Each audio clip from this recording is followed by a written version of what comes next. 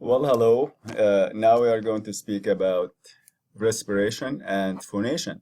So this unit it starts with respiration and a very quick overview and some aerodynamics that we will be speaking about as they relate to speech and hearing science.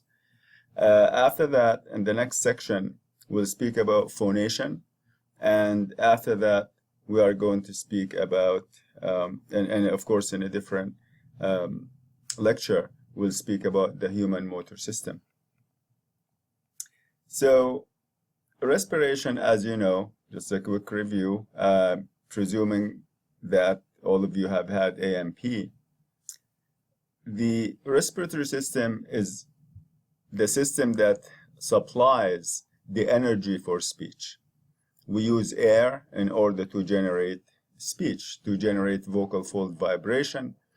And the respiratory system consists of the soft tissue, including the lungs and the trachea and the bronchi, and the hard or the bony skeletal framework and the cartilage framework that make the thorax. So as you see, looking at the thorax, it is made out of primarily three more components. The ribs from 1 to 12, and then you have anteriorly, you have the sternum, and it has three main parts: the manubrium, or the handle of the sternum, and the body of the sternum, and then the xiphoid process with an X. Then you have the clavicles, which are your shoulder bones in the front, and they sit on top of the thorax, and posteriorly you are going to have the vertebral column. So we understand that the ribs articulate with the vertebral column, and they come out, each one comes out as a half a circle, and then some of them connect with the sternum in the front. In the back, there's no cartilage. In the front, each rib is going to connect with the sternum. Each of the 7 ribs will connect with the sternum through a segment of cartilage. So in the front, you see pieces of cartilage between the rib and the sternum.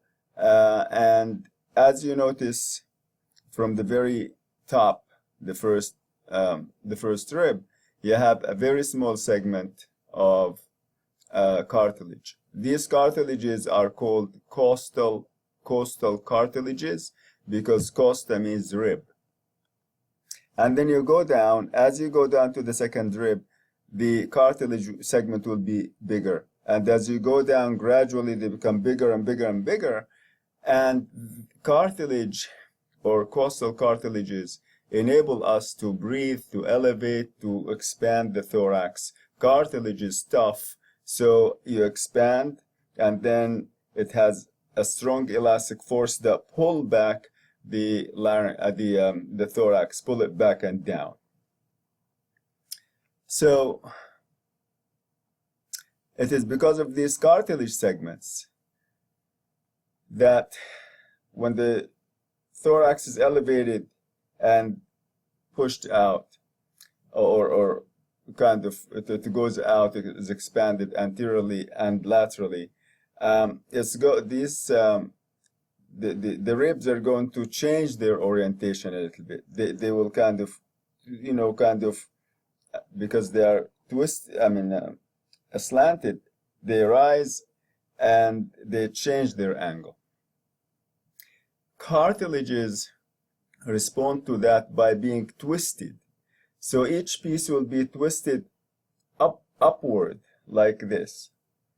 And all of them together are twisted upward. We call this torquing, basically loading them with energy. So when it is time for the exhalation process to begin, you want the thorax to come down.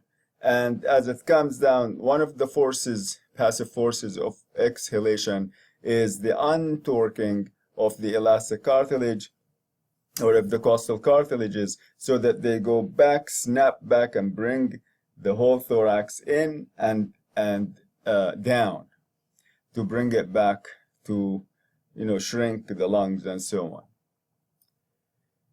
So ribs from 1 to 7 are called true ribs because each one has a direct connection with the sternum. Below the 7th rib, so 1, 2, 3, 4, 5, 6, 7, the ribs number 8, 9, and 10, which are below the 7th rib, 8, 9, and 10, they do not have a direct connection to the sternum. For this reason, they all of them bundle their connections and attach to the costal cartilages of costal cartilage of the 7th rib. So for this reason, anatomists call these 3 ribs the false ribs. So a true rib is the one that is connected to the vertebral column and the sternum.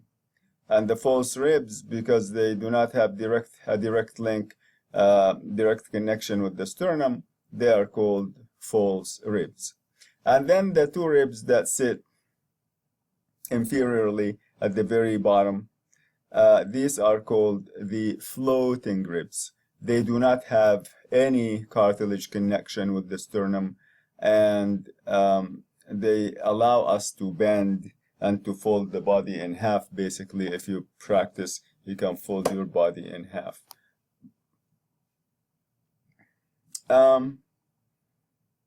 So the tissue inside includes the lungs and the bronchial tree, and we are going to speak a little bit more about this. The thorax is lined up, of course, from inside, with various tissues, and there are muscles that connect ribs, but beneath the thorax there is the diaphragm.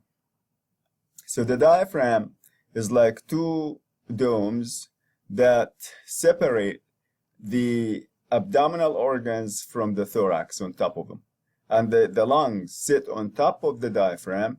We all understand that the diaphragm, how it moves, it's like that parachute game they have in the schools, where kids, in order to bring that dome down, they have to hold at the rims of that parachute, and they pull it away.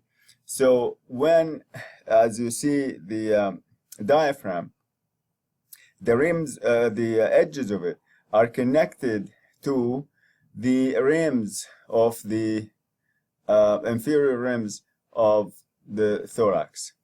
So you could see at the edges of the cartilages, and also connected with the 5 lumbar vertebrae. So as a result, the diaphragm, when it contracts, it is going to expand. Sorry, Lisa. It's going to expand. It's going to contract, and it will be going down. So when you exhale, you want at the end of exhalation, the diaphragm is up. That's the natural state of it. When you inhale, in order to inhale, the diaphragm has to go down, and that expands the thorax, and by doing so, it will expand the volume inside of the lungs. And I'm going to explain the mechanism again, to review the mechanism by which the lungs get inflated with air as a result of the diaphragm and the thorax moving in their own ways. So then,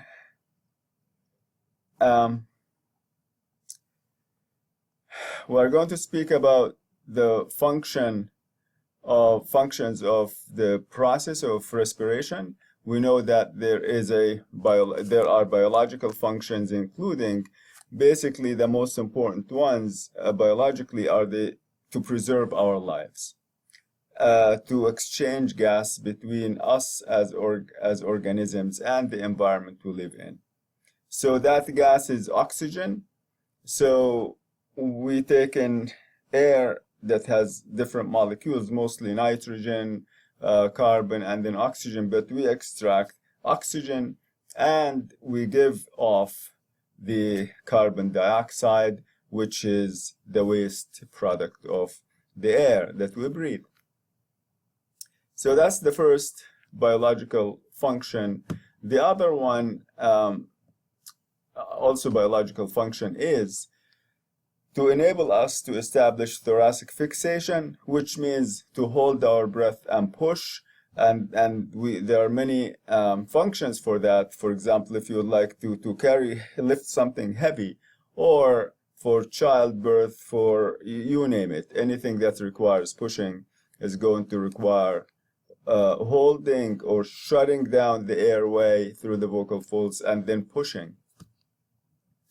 So then the secondary function is speaking.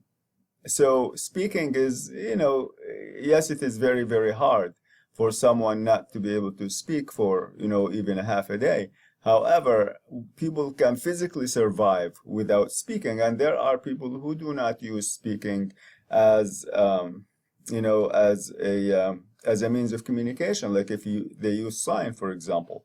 So for verbal, with speaking, for speech, we, as the air is exiting, we valve it through the vocal folds and we articulate through the oral cavity and vocal tract, and then we make speech. So again, air gives us the energy, breathing gives us the energy in order to produce vocal fold vibrations. The respiratory cycle consists of two pieces. One is inspiration or inhalation. They mean the same thing. The other, which is taking the air in. And then the other part is exhalation or expiration, which is expelling the air out of the lungs. These two together make one cycle. So that one cycle is basically one breath. So we could say one cycle per minute, one cycle or one breath, for example. So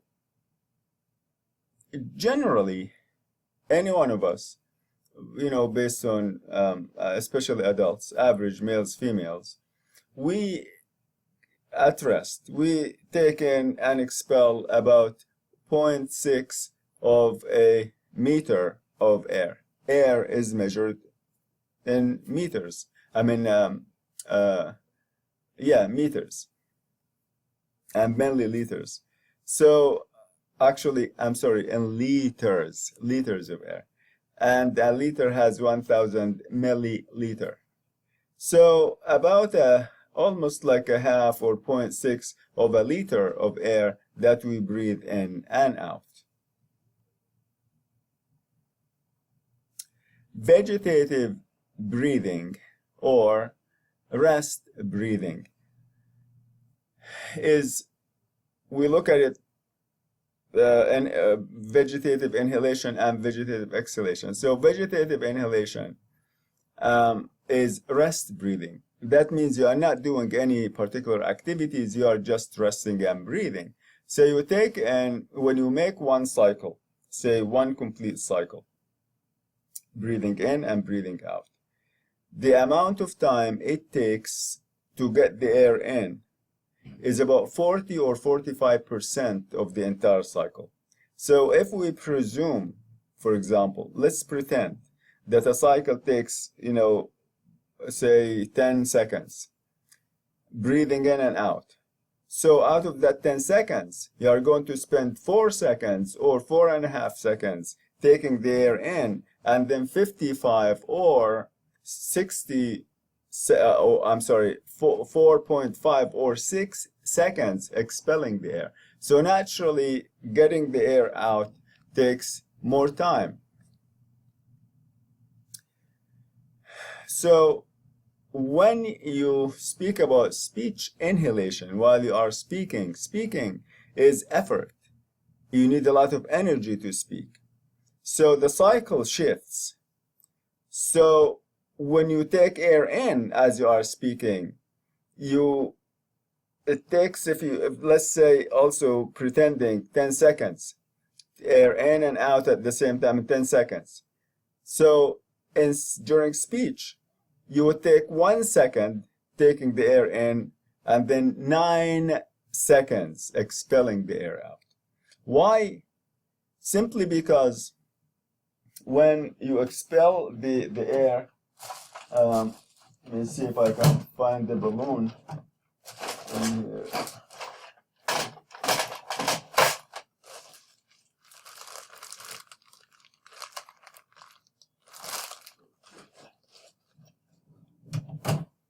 I don't have a balloon at this time, but when you take air in, the airway is open, and you make a large space inside of the thorax, and then that draws air in quickly into the airway. But then you hold, in order to speak, you have to close the vocal tract completely. You have to bring your vocal folds together to shut down the air. And then as the air, you want to speak, then the air is going to force itself through between the vocal folds and puffs, so that, as you vibrate back and forth. So that way it takes much longer as you exhale during speech. And there's a video here that I would like you to watch and take notes on. So respiratory rates by age. Newborns require 40 to 70 breaths per minute because of their small body, and they do not have much space there to store air, and also their brains are developing very rapidly, and they consume a larger amount of energy. Approximately 50% of the energy that they do that they have, the brain consumes about 50% of that energy. So they have more breaths per minute. 5-year-olds are going to have 25 on average. 15-year-olds are going to have about 20, and adults 12 to 18. These are males, females. But what do you notice about age? Do the rates increase or decrease by age? Yes, they decrease by age, because as we grow, bigger, we have a larger volume, and we can take in more air. We will have a storage capacity, so that we don't have to be gasping for breath every second. So for the purposes of this class, obviously, we just want to understand the basics of the anatomy as a review, so we can connect it to other concepts that are upcoming. So the respiratory muscles include muscles of inhalation, muscles of exhalation. Respiratory muscles, one primary muscle that is shared by respiration and expiration, by inhalation and exhalation, is the diaphragm. That's a big muscle that is going to change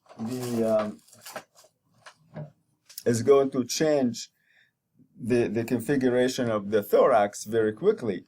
For example, it acts like the pump of a needle, a syringe.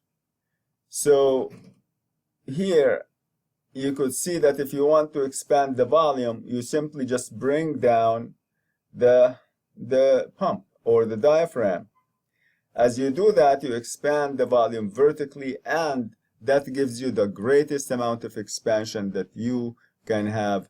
Of course, you expand through lifting the thorax, up and out, but the greatest amount of expansion is the result of the diaphragm. So the diaphragm is a primary muscle of both inhalation and exhalation, and the diaphragm, is what we use for mostly in vegetative breathing. This is the primary muscle that we rely on. So as you are sitting, just it goes down and up, and it regulates your breathing. Now, when you speak, the diaphragm by itself is not enough. So you need the diaphragm, and you need the anterior thoracic muscles. There are several muscles that you have studied already, and the posterior thoracic muscles, and the neck muscles, the upper shoulder and arm muscles, and the back muscles, lower back muscles. So know these as a group. I'm not going to ask you about individual muscles in this class because the class is not about anatomy. So you could see now how the diaphragm is sitting, separating the thorax from the abdominal cavity.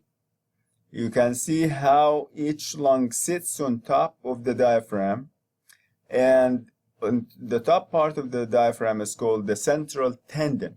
It is fibrous, it is a tough, tissue, and it has locations so that it can carry the lungs, one on each side, and in between you have also the heart sitting there.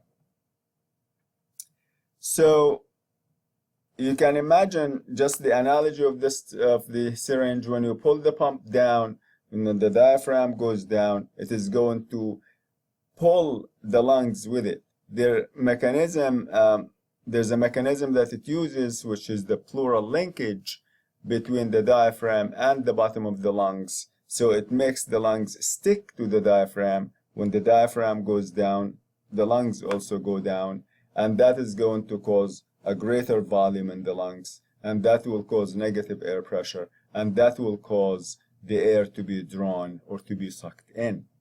So I need you to understand these questions exactly. I want you to describe how the steps, how we breathe in, how we inhale, and how we exhale.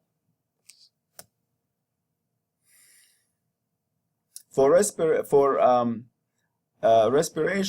the muscles that are needed include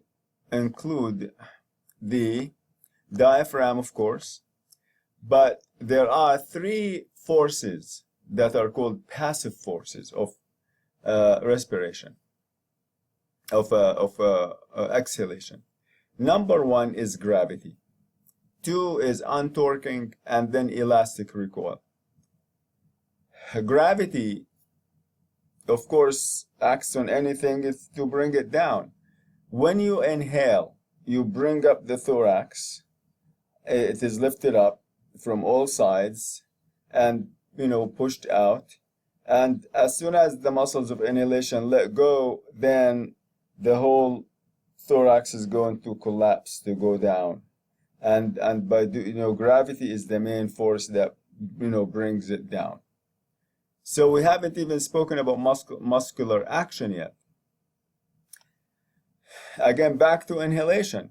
When you inhale, as you inhale, the whole thorax is lifted up.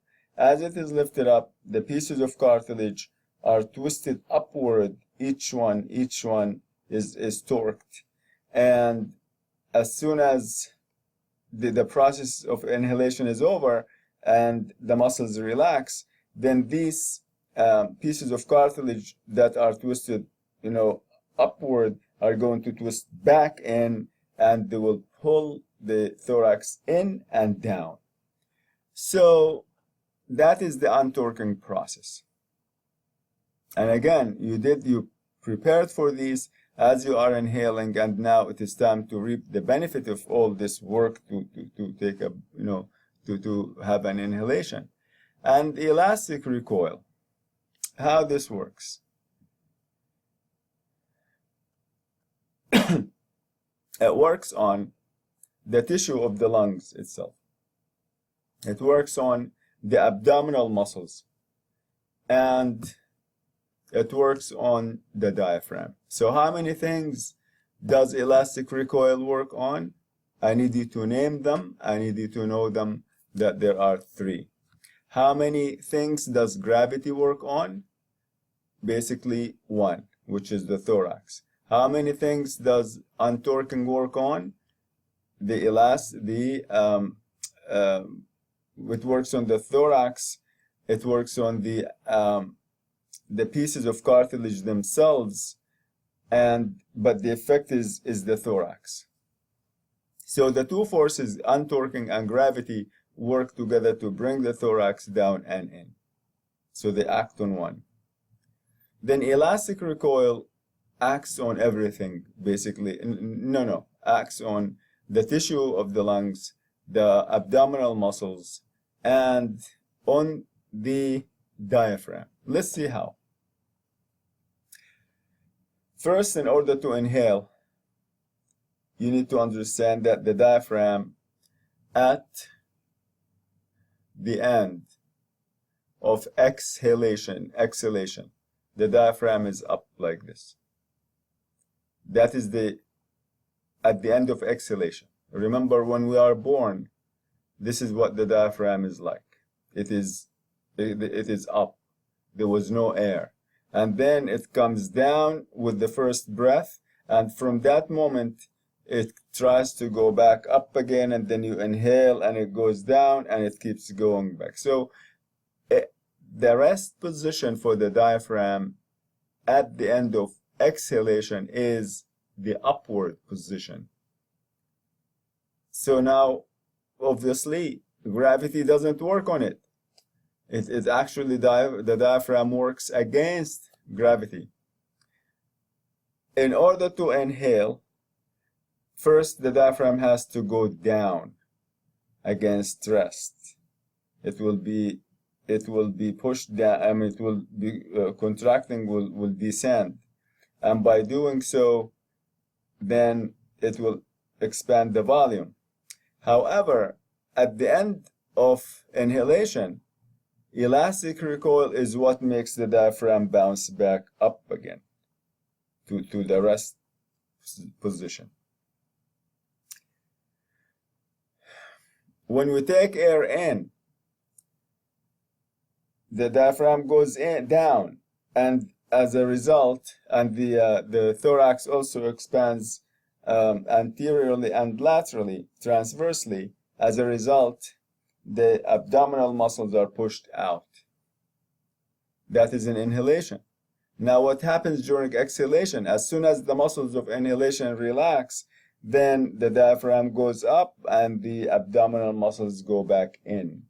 So when you are during inhalation, they are pushed out against the rest, and then it is elastic recoil that makes them go back again after inhalation. So then, lung tissue, if you have seen it, it is very stretchy. It's like a balloon. If you get a balloon and inflate it, the tissue is trying to get back again. It puts pressure on the air, and it tries to. Once the air starts to go out, then the tissue just keeps compressing and compressing to bring the lungs back to their deflated.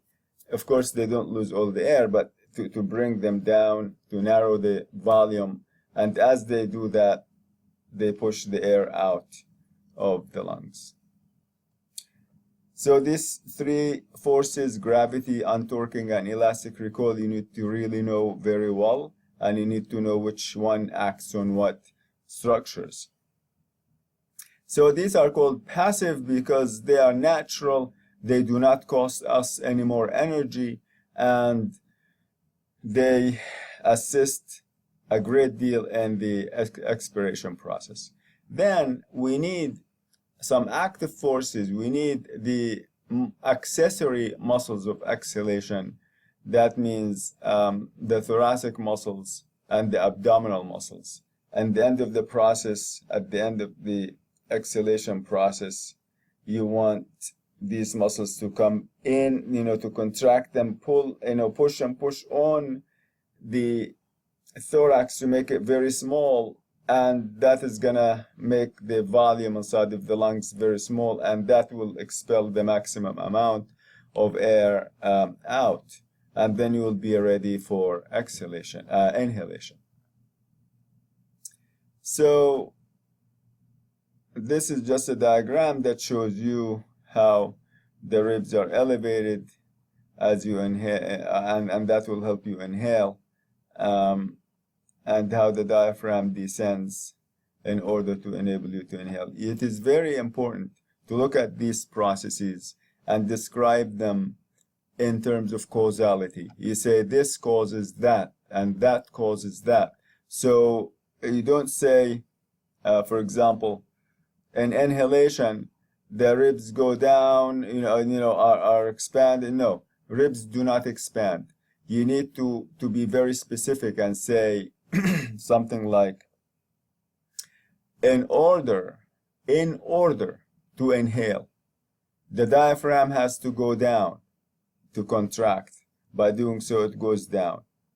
And that will cause vertical expansion of the thorax. And that vertical expansion includes expansion of the lungs. And then the muscles of inhalation lift up the thorax and are going to cause it to be expanded, expand the volume of the thorax and anteriorly or anteroposteriorly and transversely. And that expands the volume of the lungs in 3 dimensions, and that is going to create negative air pressure, and the negative air pressure is going to suck air from outside into the lungs, and the air keeps rushing in until you reach a point of equilibrium, and that is basically the process of inhalation. The process of exhalation is the opposite, but again I'm going to describe it in a few minutes. So now we speak about the process. I need you to master the process of inhalation and master the process of exhalation. So let's speak first about the mechanics of inhalation, which means the steps of the inhalation process, as I have just explained. So in order to speak about one part of inhalation or exhalation, you have to start at the end of the other part. For example, as you speak about, in order to begin speaking about inhalation, you have to begin at the end of exhalation. So at the end of the exhalation process, pulmonary pressure is at equilibrium with the outside air. The diaphragm is up, and the size of the lungs is small, and there's equal pressure inside of the lungs and outside. So at this second, the accessory muscles of inhalation contract in order to lift up the thorax, and at the very, very same time, the diaphragm is going to begin to contract and go down. So the thorax is lifted up and expanded anteroposteriorly, front to back, and transversely, with the greatest amount of expansion in the lower abdominal area. And the diaphragm expands the thorax vertically. So as a result of the expanded volume inside of the thorax, of course, the lungs, when you say thorax, the lungs expand with the thorax and expand as the diaphragm goes down because of the pleural linkages. So that produces negative air pressure inside of the lungs. And the negative air pressure inside of the lungs is going to create suction, and it will suck the air from outside So the air from outside is going to continue to rush in until the point of equilibrium is reached. And this is where the process stops just for a few milliseconds before it shifts again to exhalation. So it begins with equilibrium and ends with equilibrium. The process of exhalation is the opposite, obviously. You start at the end of inhalation, say at the end of the inhalation process, the diaphragm is down and the thorax is up and expanded in 3 dimensions. The lungs are expanded with the thorax. As the inhalation muscles relax, number 1, gravity is going to pull down the thorax. Untorquing of the costal cartilages is going to help gravity in pulling down and bringing in the thorax.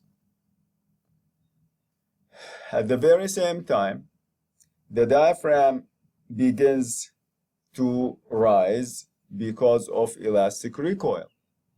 As it rises gradually, also the abdominal muscles come in gradually because of elastic recoil. That's going to bring them in. The diaphragm continues to rise. The thorax continues to come down and collapse. That is going to cause increased pulmonary pressure, and that increased pulmonary pressure is going to drive air out of the lungs. And the air will continue to stream out until it reaches a point of equilibrium where pulmonary pressure is equal to atmospheric pressure, and this is where the process is halted for a couple of, a few milliseconds before it switches back on to inhalation. So again, know these steps. Make sure to say this causes that, because nothing happens by its own. You have to say this thing happens as a result of that, or this causes that.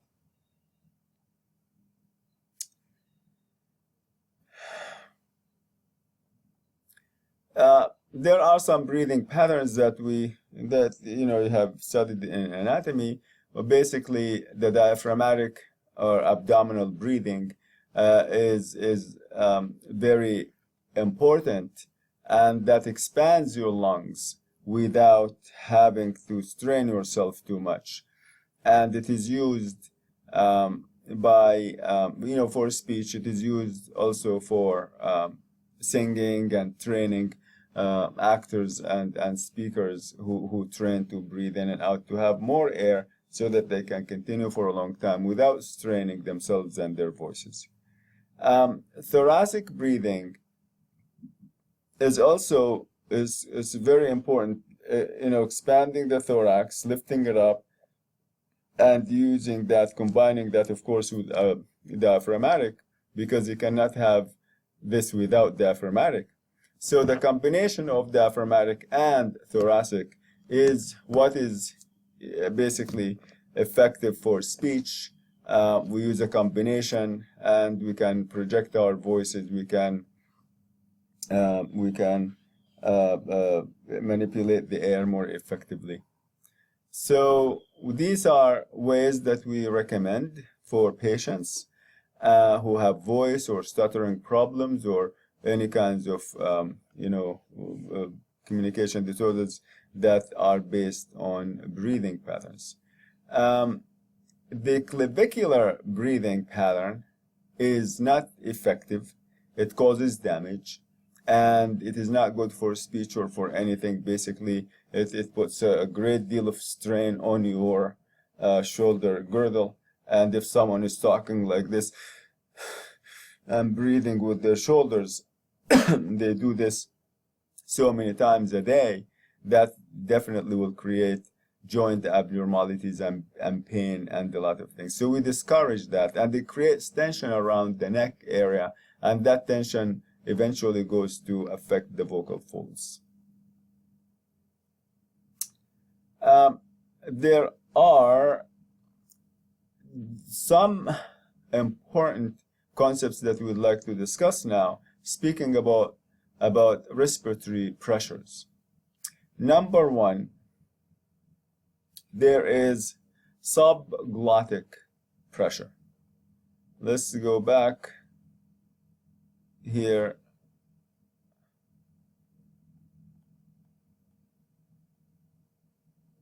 Just to get an image and speak about these pressures. Subglottic pressures, here's the vocal folds will be here. The opening between the vocal folds, we call it the glottis. The space beneath the glottis, just that the half centimeter or 1/3 of an inch, we call it the subglottic space. The space above, about also 1/3 of an inch or less, is called the supraglottic space.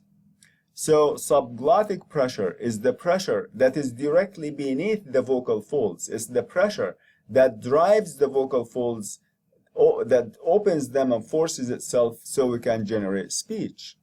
But you cannot have subglottic air pressure if you do not have pulmonary pressure that that comes from the alveoli, individual alveoli.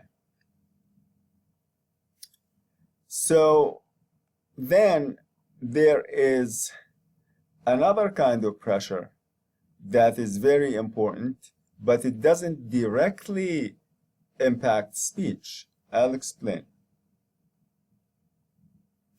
So first, again, you have the subglottic pressure that directly generates speech, but that cannot be generated without having pulmonary pressure or alveolar pressure, and that is the pressure in the individual alveoli. And then you have pleural or intrapleural pressure. Again, this kind of pressure, all it does, it is just to hold the lungs, make them inflated and stay, continuously inflated to have some air in them. But it doesn't necessarily directly, obviously if someone doesn't have that pressure, they cannot survive. They cannot do anything at all. So once they have that, they can build alveolar pressure. Once they have alveolar pressure, they can build subglottic pressure. But let's see how the interpleural pressure works. First, the pressure that is needed for speech is measured by a U-tube manometer. This is the ancient, thing, the original thing that has liquid and has stuff. But the new ones are just little devices that you blow in and you can get measurements. You don't have to use that. So the U-tube manometer is an instrument that is used for measuring the amount of pressure that is needed in order to displace a column of air, water, or mercury, in order to measure the pressure needed for speech.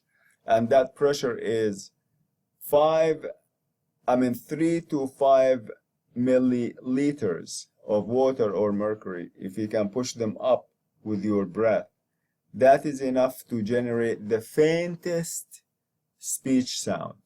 But obviously that is not what we are looking for. We want speech. So the adequate pressure that is required to make speech is 7 to 10 milliliters of H2O, water, or mercury. So I needed to know these values. 3 to 5 for the faintest that can be counted. You cannot make any speech sounds below 3. So 3 to 5 is the faintest speech sound anyone can make. For conversational speech, you need 7 to 10 milliliters. So, and then the spirometer is an instrument that measures the amount of air inhaled or exhaled and the rate at which air enters and exits the lungs. You do this if you are going to have an asthma test, or if you want to measure the lung volumes and capacities, then you use the spirometer. And then, it is now a small device that you hook to the computer and you get, the measurements. The bronchial tree begins with the trachea, and the trachea branches into the bronchi, left and right, 2 bronchi, and then each bronchus is going to expand to branch into secondary bronchies, and then tertiary means it's going to start, to have third branches. As you could see, each one is going to branch just like a tree. So at the very end, you are going to have alveoli. You are going to have bronchioles, which are very tiny branches, and attached to the bronchioles, the smallest bronchioles are the little air sacs that are called the alveoli. One is called an alveolus.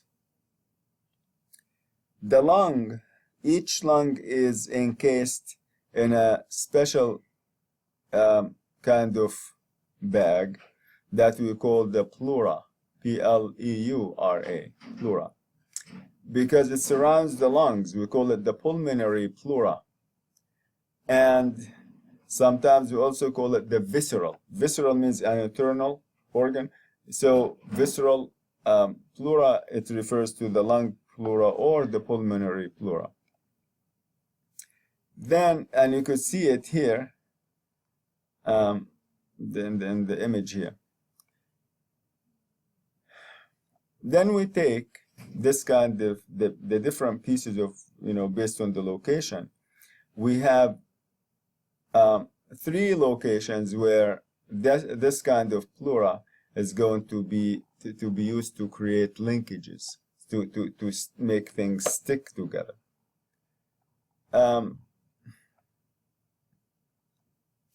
The very, very top piece of the pulmonary pleura, right under the shoulder girdle here, that is called the cervical pleura, because the cervix is the opening where the neck connects with the body. So that area is called the cervical pleura. The area on the bottom of the lungs, that green area that sits on the diaphragm, is called the diaphragmatic pleura. So again, this whole pulmonary or visceral pleura, we call it, based on the locations, we make it into 3 locations. The very top, we call it the cervical pleura. The very bottom, sitting on the diaphragm, we call it the diaphragmatic pleura. And the vertical area that surrounds the lungs from front or sides and back, this is called the wall pleura or the parietal. Parietal means wall. The parietal pleura is the part of the pulmonary pleura that is basically the vertical part, the front and the sides and the back. So through these parts, we have 3 different linkages. These linkages enable us to build, to have the lungs stick to the thorax and stick to the diaphragm and stick to the bottom of the shoulder girdle, the top of the thorax. So I would like you to know the 3 kinds of pleurae and how they work. The pleural linkages, again, there are 3 that are created based on the location. The top is the cervical pleural linkage. The bottom is the diaphragmatic pulmonary linkage. And the vertical piece, back, front, and side, is the parietal pulmonary or parietal visceral pleural linkage. So how in every one of these we have the basic same mechanism or the same basic mechanism that makes each linkage work. First, we are going to have one pleura, the pleura of the inside of the thorax. The whole thorax is surrounded inside, encased in, or covered, lined up with a shiny, slippery sheet that is called the parietal pleura. And then the lungs have their own pulmonary pleura, stand like on the vertical piece. So in between there's a gap, a very, very tiny gap called the interpleural cavity or the pleural cavity. So this area now, together inside of the pleural cavity, you are going to have negative air pressure.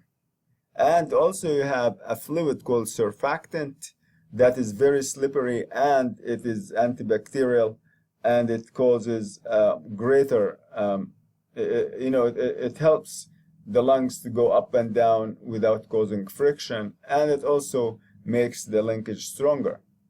So the negative air pressure and the surfactant suck the two pleurae together so that if the thorax goes up, the lungs go with it. If the thorax goes out, the lungs go with it. So now we have created the parietal pulmonary linkage. So the parts of the linkage are, number one, the two pleurae, the parietal pleura, the pulmonary pleura. And then the pleural cavity is number three in between them. Now, two more pieces inside of the pleural cavity are negative pressure and surfactant.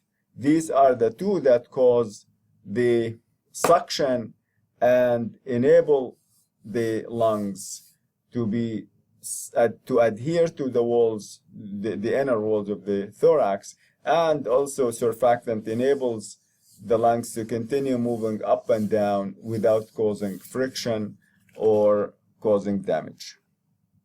So again, three main pieces, and inside of the pleural cavity there are two. So the same mechanism works. You just need to change the names of the pleurae. The cervical pleural linkage here includes or consists of the cervical pleura and the parietal pleura, which is the wall of the thorax on top, and the pulmonary pleura here, and both of these together, they have the pleural cavity. So that makes the parietal, or let's call it visceral, so it doesn't become confused with the parietal. So the visceral pleura, and it just enables the lungs to be held suspended from above, to stick to the top of the thorax, and to be kind of pulled from above, so that they don't fall down and collapse on their own weight. So we have the visceral pleura. We have the cervical pleura. Both of them, in between them, they have the pleural cavity that has surfactant, and it has negative air pressure, the same like all the other ones. And that creates the suction, and that enables the lungs to be suspended from above, to be sucked up and not fall down. And if they do fall down, then you have collapsed lungs. So that is the function of the visceral pleural linkage. The functions of the parietal pulmonary linkage is to hold the lungs, make the lungs adhere to the wall of the thorax from the front, sides, and back. And wherever they expand, then the lungs will also expand. And also, if that linkage fails, the person will have collapsed lungs. The lower part, where you have the pulmonary linkage, the diaphragmatic pleura, you are going to have the pleura lining up the top of the diaphragm. That's called the diaphragmatic pleura. The piece on the bottom of the lungs, that is called the pulmonary or the visceral, and the gap in between is the interpleural cavity that has the same mechanism, negative air pressure, and it has surfactant, and that the function of this linkage is to make the bottoms of the lungs adhere to the top of the diaphragm, so that when the diaphragm goes down, the lungs are also pulled down with it. And when the diaphragm goes up, then they will go up with the diaphragm. So now you have the lungs suspended from above and from below, from the sides, through the three kinds of pleural linkages. Again, I need you to know each one. I need you to know the names and the parts of each one. The pressure here inside of the lungs is 780 millimeters of mercury, and outside in the pleural cavity, you notice it is 4 points less, and that is the suction. So it is 756, which is 4 points less, and that is the suction that is needed to keep the lungs attached to or adhering to the walls of the thorax and to the bottom of the the top of the thorax and to the diaphragm. If that pressure changes, the person will have a collapsed lung.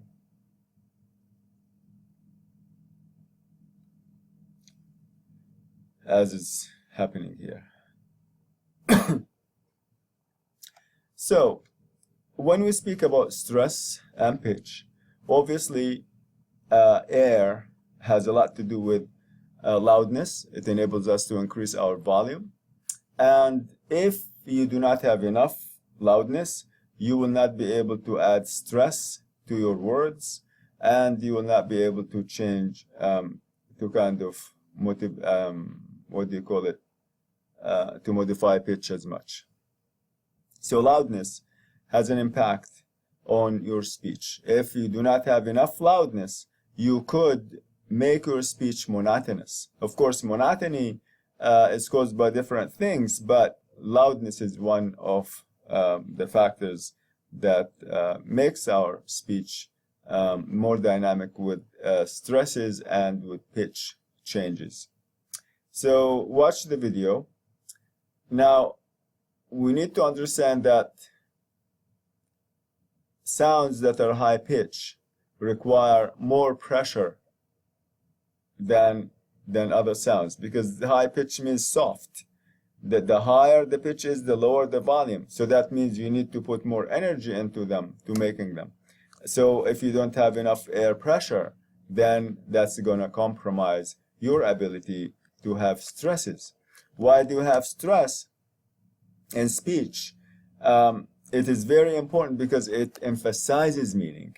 Like if someone says to you, who did that? And they come, who did that? It's almost like challenging. I dare you tell me who you are, because you will see the consequences. And then you come along and say, I did. So now you are showing an attitude versus I did, like apologetic. So, or who is this and that? So I am.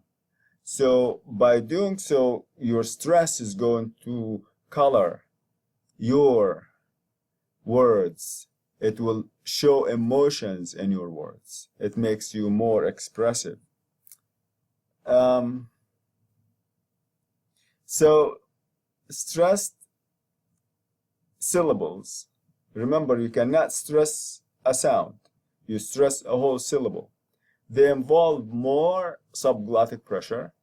They, for example, when you say project, the first syllable is stressed, pro. And if you say project, then jact is stressed. So you transfer the stress to the second syllable. Again, I would like you to understand that if someone has a compromised breathing patterns, if they do not have enough air or they have abnormal breathing, that's going to affect their ability to express emotions in their voice. They will have difficulty producing meaning by shifting the stresses in syllables and in words. As they speak, they become less expressive. Also, breathing, especially the pressures that we generate, directly have an impact on loudness. You cannot raise your voice if you do not have enough air inside, and if you are not able to build enough air pressure. So the loudness depends on alveolar and subglottic pressure, and if you do not have enough loudness or enough air, then what the outcome is to have a monotone, to have a speech that doesn't change in loudness, that doesn't change in pitch. It becomes just a steady stream will be very, very boring, and it will be very hard to have anyone at all. No matter how much attention they pay to you, they will fall asleep. They will not be able to pay attention. So for this reason, we naturally vary our loudness levels. We vary our pitch levels as we speak to become more dynamic. So that's it for the first part for respiration. This is just a quick overview, given that you have had AMP already, and the next section is going to focus on on phonation, and we'll speak about the dynamics of phonation. So I am gonna post the next part at some point today. Thank you.